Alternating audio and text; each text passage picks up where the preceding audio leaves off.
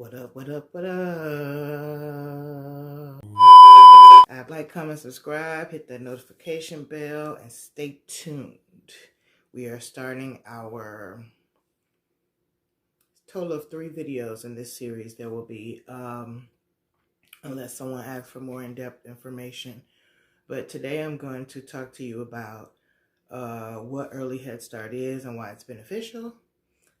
The next video will be on the 5 critical domains of development. And the last video in this series will be about early intervention services and the ages and stages questionnaire. Alrighty? So like, comment, subscribe, and hit the notification bell. Okay? Peace. Taking risks, always on the go. They hate on the low. They did, I don't know. I see it all in their face. All of these feelings erased.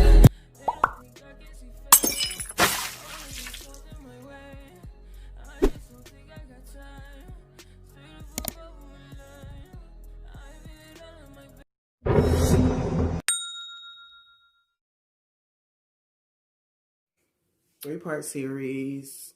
Today we're going to do early Head Start and what it is, why it's beneficial. I've been having nightmares. Early Head Start, also seen in acronyms as E.h.s.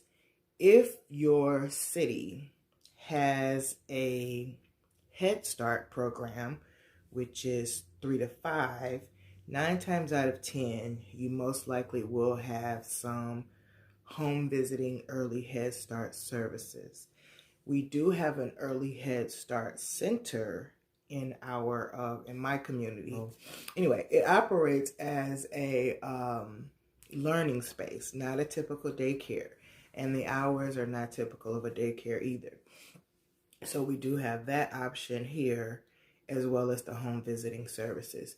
I love home visiting services. I think that we found out that DCFS, which is Department of Children and Family Services, has their own home visiting services as well. Early Head Start is from prenatal to 3 years of age. At 3, we transition them into Head Start. Early Head Start is separated in my city. We have the city that runs the low-income portion of early Head Start home visiting services, and then we have the school district that has their home visiting services for people who may be over those income. So the benefits, let's talk about what early Head Start is first, then I'll tell you the benefits. Early Head Start can be introduced, again, prenatally, or anytime between the child's age of 0 to 3. I have learned that it is so much more beneficial to start those services prenatally, and I'll tell you why. The fact that the home visitor comes into your home, you guys develop a relationship, support system. They're also able to see, you may need some avenues of assistance, and home visiting takes care of that as far as the referral, identifying needs process. We do family goals that will also help you to determine what the family's needs are. But I myself always like the parent to identify and accept that that is a need or a goal. That way, they're more likely to actually be attentive to that situation and try to make change. If you identify what you feel is a goal for that family, you just appear to be another educator trying to tell them what to do. So be mindful of that. It will really either make or break your recruitment and retention.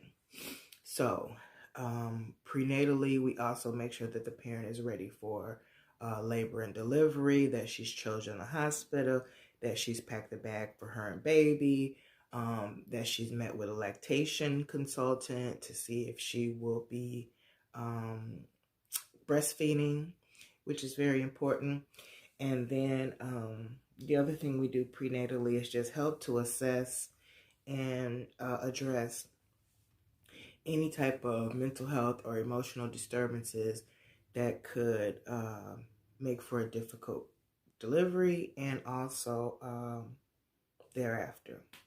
A lot of women don't realize this, but the stress that you endure and the arguments that you have while pregnant directly affect your child. Let me repeat that. The arguments, the emotional states, the crying, the same way alcohol and drugs can affect the fetus and the child, so does stress, so does depression, so does the emotional irregularity. So we really try to help the parent either address that the best way she can via communication, or that she tap in with a specialist, maybe talk to her doctor about it, and see where they'll go from there. It's very difficult for people to take psychotropics, is what they're called, medicine for depression, anxiety, bipolar, etc., while pregnant, because it could harm the fetus. I did have one mom who was prescribed medication while she was pregnant. So there are some things out there, but I would definitely look into it and be mindful. I know moving forward from the prenatal stages, once the baby is here, oh, the best times of my life. The new baby. So small, so precious, so beautiful, smells so good, always dressed nice. Then we leave, mom is stuck, and guess what? Cry Central. I know it's there. The crying, the sleepless nights, the poop everywhere but in the diaper. That's all for you, mom. But the reward is tenfold. So where does early head start come in once baby's born? With the home visiting services, we will help make sure that the mom has resources for the things that she needs: diapers, milk, clothing. If not, we refer to those agencies that will do so. If the mom is not connected to WIC, Women, Infant, and Children, we would also make that connection. Another place that Early Head Start helps once the child is born is what we're going to talk about in a later video, doing those ages and stages questionnaires and being able to identify early on if the child may qualify for additional services. It is not a hit against the parent. Disclaimer, it is not a hit against the parent. It is not to say that the child is delayed. It's just to say, hey, these links are strong. This link is slightly weak. Let's get some additional services in there, which we'll talk about also on that ages and stages questionnaire video, the early intervention, so that we can give this child the maximum potential for development. So that's another thing that we do. We bring age-appropriate activities so that the child can just experiment with learning, experiment with playing. Even though us as early Head Start home visitors develop lesson plans, and that's a great thing, so that we make sure we're on task and showing the parent how those domains of development intertwine. But the most important thing to accomplish out of that activity is just to observe how the child interacts with the activity. And one thing that I didn't learn at all my years at the crisis nursery that I have learned from this current supervisor is take your mind off the outcome. Like for Rubik's Cube, we all set that Rubik's Cube hoping to get all the colors aligned. Boom, we won. Well, when you give a child an activity, what you may have as the end result, like, I may want the child to put all the blocks into a container. But maybe the child takes the container and uses it as a vehicle, and then the blocks are stacked on top of it. Or maybe the child uses the container as a building pole, and again, they stack them around or on, or, whatever the child does with the materials is okay. I repeat, whatever the child does with the materials is okay. So right here, I need to make this disclaimer. Coloring books, and I learned the hard way, coloring books, games that have to be a certain way to win are not good in these stages because it is not about the outcome. It is not about the outcome. It is simply introducing the child to a different world and allowing them to learn, making your space safe in your home. This is very important. So that you don't have to say, stop, you're going to break that. Get over here before that falls. No, then the child is constricted into their learning, and then you'll start to have problems because they'll knock over stuff and break stuff, and then it's dangerous, and then you're upset. Why do that? Just child-proof your home. Just allowing your child, and it's funny because when I got into this, I was like, okay, we're going to see all those leapfrog and you know, all those activities or devices that get your child to do one thing for one outcome. They're ridiculous. The child will have more fun with the old baby wipe container, keeping the box of diapers.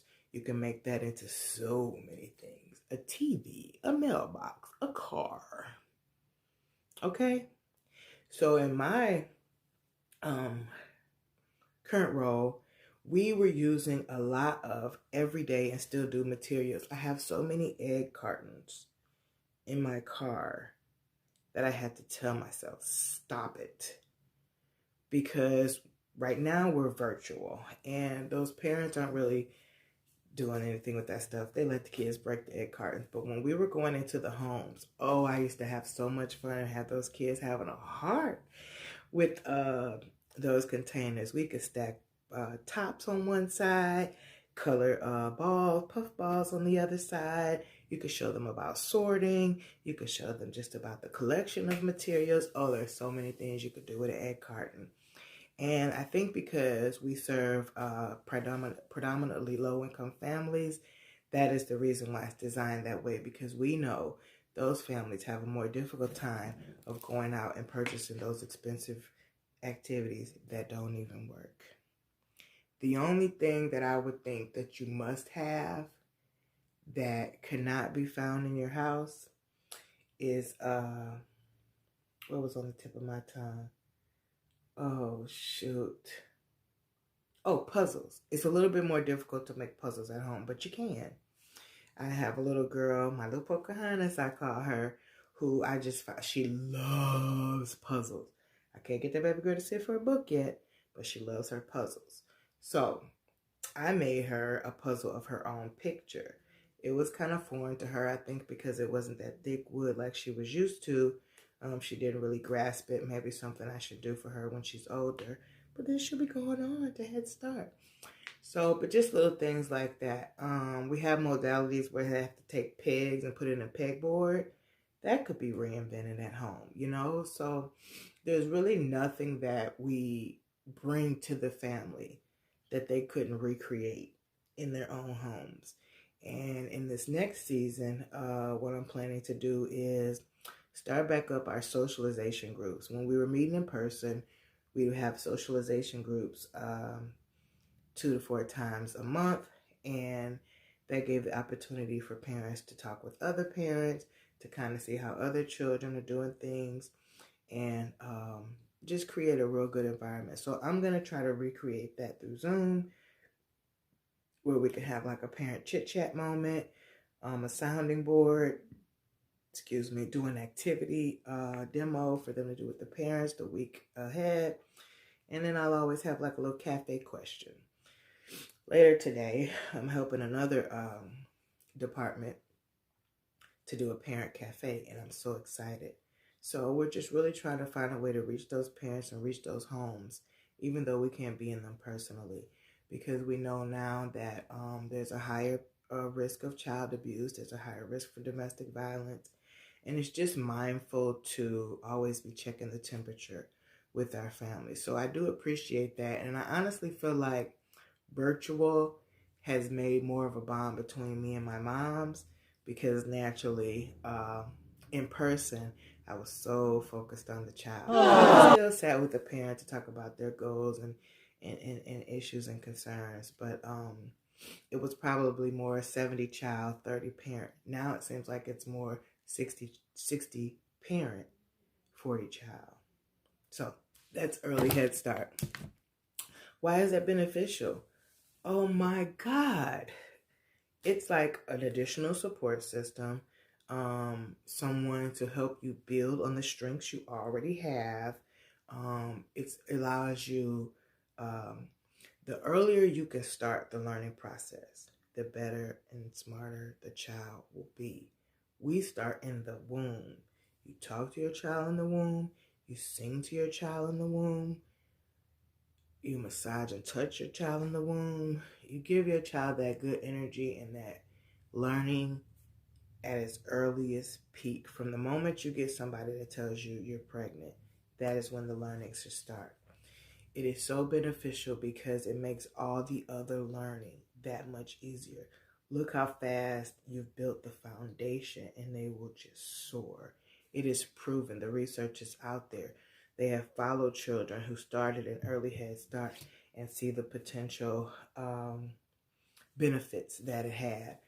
I did not know behind Head Start, even if I was not a participant of it. I would be a volunteer. So that is the introduction to this. I have explained to you what early Head Start is. I'll go through the 5 domains, the 5 critical domains of learning. Language, cognitive, social emotional, most important, fine and gross motor. Okay? And then the last video in this series will be about the early intervention and the ages and stages questionnaire. All right? Like, comment, subscribe. Let me know if you want more information on any of these topics. I could talk about children in my sleep. I love it so much. All right?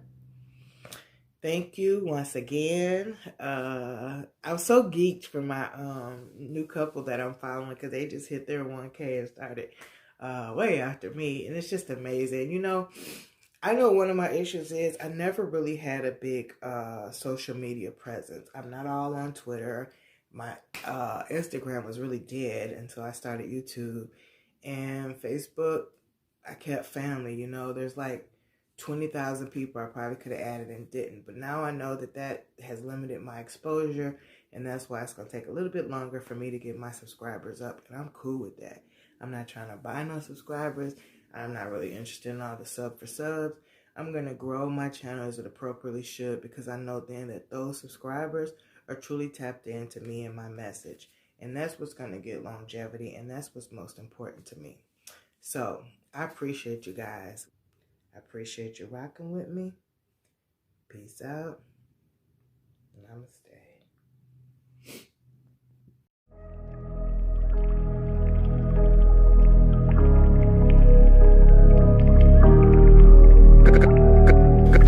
Couple niggas used to be my niggas, now they switching sides. All I see is digits, always pulling back. I don't really know, I be taking risks, always on the go.